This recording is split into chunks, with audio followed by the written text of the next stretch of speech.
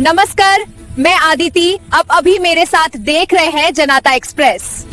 बालेश्वर सदर कांग्रेस पक्षर मिश्रण पर्व अनुष्ठित सिंधिया और बैंचा पंचायत अन्य दल छाड़ी कांग्रेस सदस्यता ग्रहण करिसेंती शताधिक कर्मी आ मात्र गोटे वर्ष पर त्रिस्तरीय पंचायत निर्वाचन अनुष्ठित होगाकू जाउछि। एही परिप्रेक्षी में बालेश्वर सदर कांग्रेस निजर शक्ति वृद्धि करिबार लागिछि।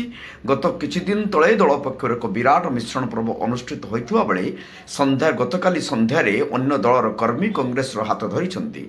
लोकसभार विरोधी दल नेता कांग्रेस सांसद राहुल गांधी आदर्श लोकाभिमुखी कार्य और भारत जोड़ कार्यक्रम लोक जोड़ा आदि कार्यक्रम अनुप्राणित हो बैंचा पंचायत शताधिक बीजेडी और बीजेपी कर्मी कांग्रेस रे सामिल होइछंती। युव मानसर प्रतीक तथा सदर निर्वाचन मंडल कांग्रेस नेता सरोज लेखा नेतृत्व में समस्ते स्वीकार करिसेंती एवं कांग्रेस सदस्यता ग्रहण करिसेंती। सेमाने हेले पूर्वतन वार्ड सभ्य जय किशोर तराई, वार्ड सभ्य प्रार्थी श्रीपति माझी समेत 12 जन बीजेपी और बीजेडी कर्मी कांग्रेस हाथ धरिसेंती।